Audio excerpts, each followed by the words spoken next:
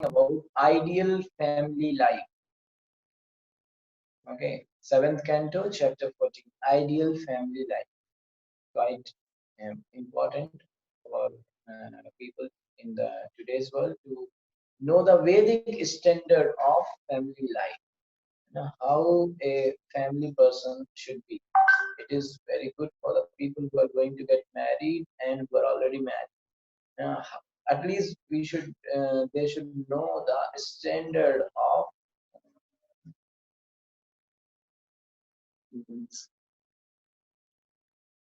at least they should know the Vedic standard of Adarsh Grihastha life, ideal family life. Okay, we'll read the summary. What Prabhupada is saying in the summary section. This chapter describes the occupational duties of the householder according to the time, the country, and the performer. Time plus second. Desa Kala Patra. When Yudhishthira Maharaj became very much inquisitive about the occupational duties for the householder, Narad Muni advised him that a Grihastha's first duty is to be fully dependent on Vasudev, Krishna, okay, and try to satisfy him in all respects by executing one's prescribed devotional service. This devotional service will depend on the instructions of authorities and the association of devotees who are actually engaged in devotional service. The beginning of devotional service is Shravanam or hearing.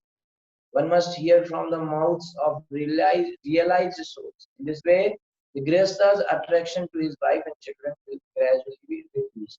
So we are going in summary. You can make points from here onwards in the bullets, and then when we go shloka wise, then also you can have nice points. So if you means you should make your points in your notebook or in your computer like that, so that if you go through those points in future, you should be able to figure out the whole chapter as well as the classes which you heard on this chapter, the explanation or the practical examples which will be shared. So just by seeing your own notes, you will be able to figure out, like, this chapter will go maybe like 3 days or 4 days. So just by seeing your notes, you should be able to catch everything back. Okay, so you can make that kind of proper notes. Okay, so if you have not ready now with your notebooks and all, you can have it now. It will help you because this is the thing which will which is directly going to talk about your things. Okay, as for the maintenance of his family, a grihastha, while earning what he requires for his living, must be very conscientious and must not undergo extraordinary endeavor simply to accumulate money and unnecessarily increase in material comforts. Although a grihastha should externally be very active in earning his livelihood, very active in earning his livelihood, he should internally be situated as a fully self-realized person without attachment for material gain. Okay, externally very active, but internally self-realized, not attached to material gains. Okay,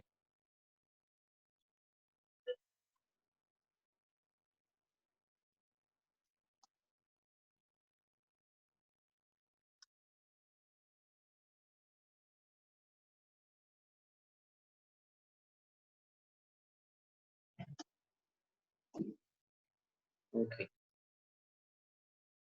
His dealings with the family members or friends should be performed simply to fulfill their purpose. One should not be extravagantly engaged in this way. Instructions from family members and society should be accepted superficially, but in essence, the Grihastha should be engaged in occupational duties advised by the spiritual master and Shastra. Okay, these all things will come in detail. Specifically, a Grihastha should engage in agricultural activities to earn money. As stated in Bhagavad Gita, Krishi Goraksha, Vanijyam, agriculture, cow protection, and trade.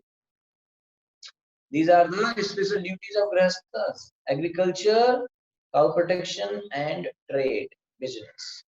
If by chance or by the grace of the Lord more money comes, it should be properly engaged for the Krishna consciousness movement. If excess of money is there, it should be used for Krishna consciousness. Preaching. One should not be eager to earn more money simply for sensual pleasure. I can enjoy nicely. A grahastha should always remember that one who is endeavoring to accumulate more money than necessary is to be considered a thief and is punishable by the laws of nature. Ishavashyamidam sat. A grahastha should be very much affectionate toward lower animals, birds and bees, treating them exactly like his own children. A grahastha should not indulge in killing animals or birds for sense gratification. He should provide the necessities of life even to the dogs and the lowest creatures and should not exploit others for sense gratification. Actually, according to the instruction of Srimad Bhagavatam, very wonderful. Every Grihastha is a great communist who provides the means of living for everyone. Whatever a Grihastha may possess, he should equally distribute to all living entities without discrimination. The best process is to distribute prasad. So Grihastha must distribute prasad.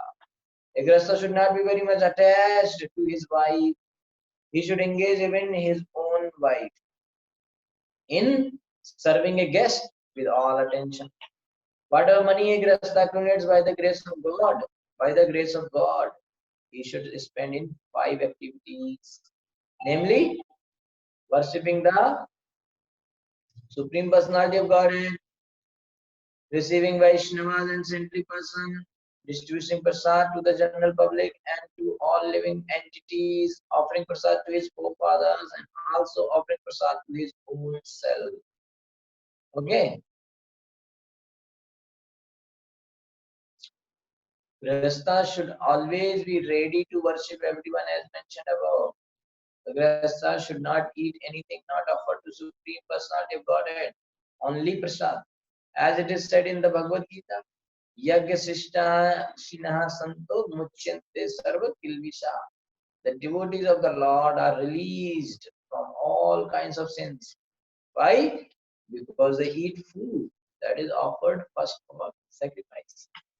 The Grihastha should also visit the holy places of pilgrimage mentioned in the Puranas. Okay.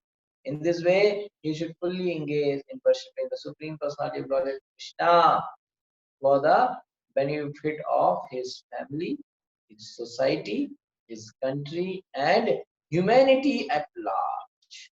Okay, next one. Sri Yudhishthir Uvacha Grahastha etam padavim vidina yena chanjasa yayan devarishe brui madrsho grahundadi. Sri Yudhishthir Uvacha, Yudhishthir Maharaj said, Grihastha, a person living with his family, etam, this the process mentioned in the previous chapter, padavim, positions of liberation, vidhina, according to the instructions of Vedic scripture, yena, by which also anjasa, easily, yayat, make it devarishe, O great sage, among the demigods. Bruhi, kindly explain, madrisha, such as me, graha mudha, dhi, completely ignorant of the goal of life. Maharaj Yudhishthir inquired from Narad Muni, O my lord, O great sage, kindly explain how we who are staying at home without knowledge of the goal of life may also easily attain liberation according to the instruction of the Vedas. In the previous chapter, purport by Srila Prabhupada ki jai. In the previous chapters, the great sage Narada had explained how a brahmachari, a vanprastha, and a sannyasi should act. He first explained the dealings of a brahmachari, vanprastha, and sannyasi because these three ashramas or stages of life are extremely important for fulfillment of the goal of life. Brahmachari, Vanaprasthi, and Sannyasi are extremely important for fulfillment of the goal of life. One should note that in the Brahmachari ashram, Vanaprasthashram and Sannyas ashram, there is no scope for sex life. Whereas sex is allowed in Grihastha life under regulations. Narad Muni therefore first described Brahmacharya, Vanaprastha and Sannyas because he wanted to stress that sex is not at all necessary. Why he explained Brahmachari, Vanaprastha and Sannyas in first? Because he is not explaining everything in order. Naradji is very expert preacher. He did not explain things in order. Okay, actually even in Bhagavatam many things are not coming in order because the speaker always think in such a way so that bhakti can be focused, bhakti can be glorified. It is the mood here in Bhagavatam. So that is why we are supposed to maintain this mood. We are not. It is not recommended that we switch here there. We should focus on bhakti part. Okay, even you see many description like somebody's son's description, 3 son, 4 son, 10 son. So they will not in one by one order they will describe. They will describe in some different order. So that which is main part which will glorify bhakti more that can come at last detail like that. They have their own idea, you know. But the mood is to glorify bhakti. So here again brahmacharya, grahastha, he should at least describe in a order, but he skipped grahastha ashram. He explained brahmacharya, vanaprastha, sannyas. Why? Because he wanted to stress that sex is not at all necessary. You know, one will not die if not having sex. It is not mandatory that in whole life I not have sex. But it's not necessary activity. It's not at all. Although one who absolutely requires it is allowed to enter grahastha life. Although he is stressing that actually is not at all required, not necessary. But although one who absolutely requires it, it is allowed to enter grahastha life. Okay, or household life, which is also regulated by the Shastra. So even in Grahastha life, after marriage also, there is no like what you call some kind of, it's not some kind of legal approval. Okay, you got a pass. No, there is a restriction. Shastras and gurus, permissions, rules and regulations. So Yudhishthira Maharaj could understand all this. Yudhishthira Maharaj could understand everything. Therefore, as a Grahastha, he presented himself as Graha Mooda Dhi, one who is completely ignorant of the code of life.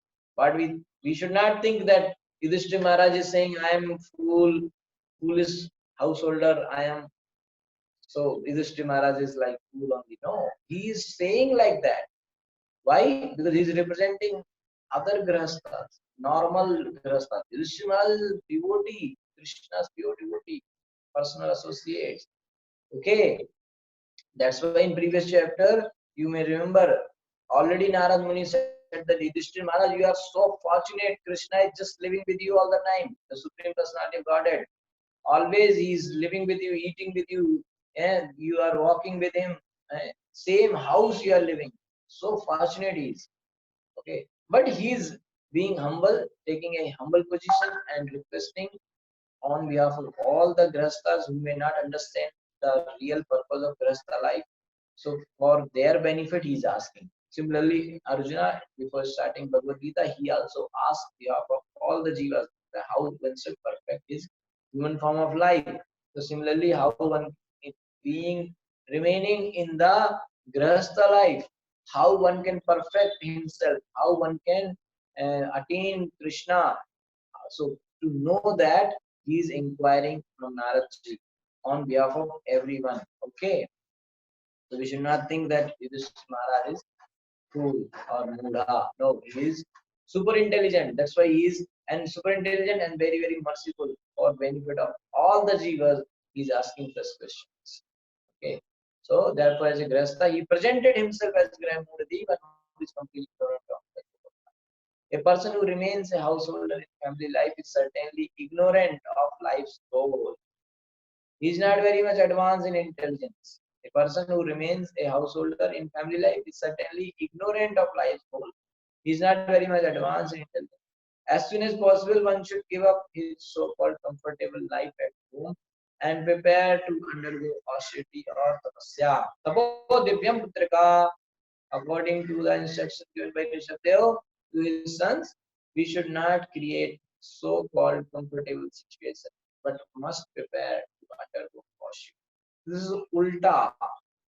Shastra saying don't create comfortable situation, prepare yourself for austerity, but whole world is working to make comfortable situations, okay, and avoid austerity. And that's why they will, that's why the whole world is going away from Krishna, okay, and they are unsatisfied, they are unhappy, miserable. Why? Because they are going against the nature, okay. This nature, naturally this world is dukhalaya, you know, so we have to somehow accept it and not try so much unnecessarily for making comfortable situation in this world, because we cannot do so. Why? Because the design, the manufacturing design itself does not allow this world to be comfortable. Did you get that? Okay. So if we, because the manufacturing itself is done in such a way that it is not having facility to be more comfortable, how we can make it comfortable? So it is just like useless thing. Okay. So one should accept the austerities. Austerity means voluntarily accepting something which we do not like to do. Okay.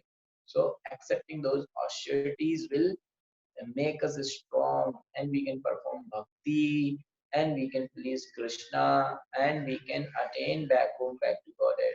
So this is how a human being should actually live to fulfill life's ultimate goal.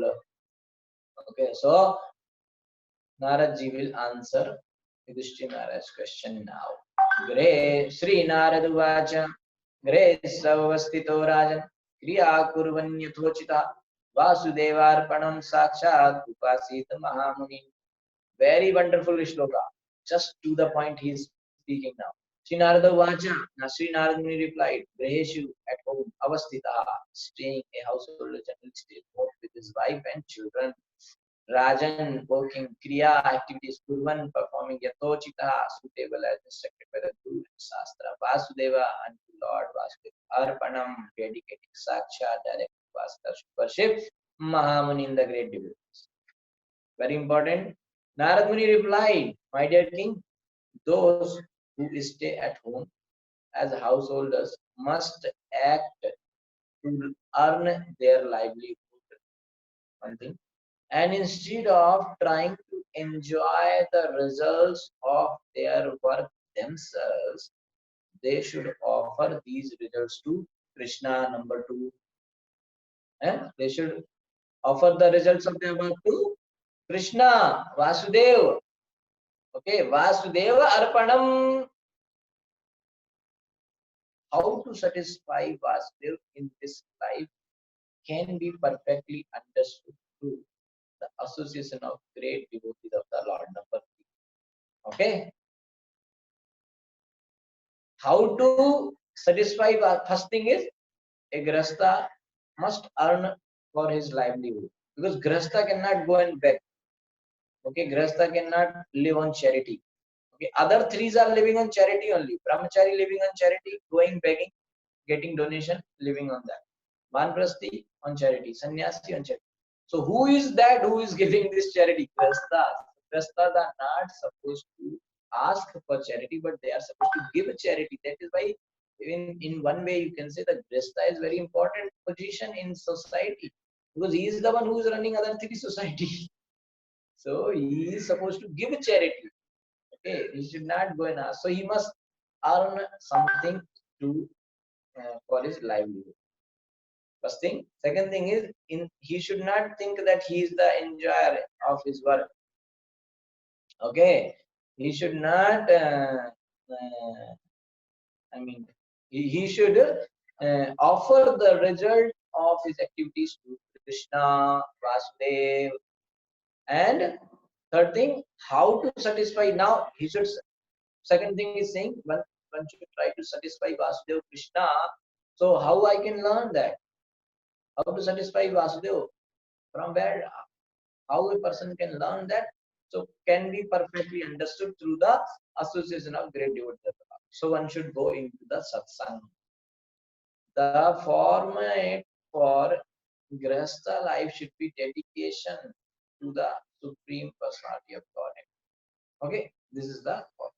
In Bhagavad Gita, it is said, Anasita karma phalam karyam karma karotiya sa sannyasi cha yogi cha na niragnir cha chakriya na niragnir na chakriya, one who is unattached to the fruits of his work. Okay, one who is unattached to the fruits of his work and who works as he is obligated is in the renounced order of life. One who is unattached to the fruit of the work and one who is obligated. So he is in the one who works as he is obligated, as in the renounced order of life, and he is the true mystic, not he who lights no fire and performs no work. Okay, so whether one acts as a brahmachari, grahastha, vanprasth, or sannyasi, he must act only for the satisfaction of the Supreme Personality of Godhead, Krishna, the son of Vasudev. Whether brahmachari, grahasthi, vanprasthi, sannyasi, whoever, they should act to perform, to please Krishna. Grihe tako, vane tako, sada hari bole tako. Okay,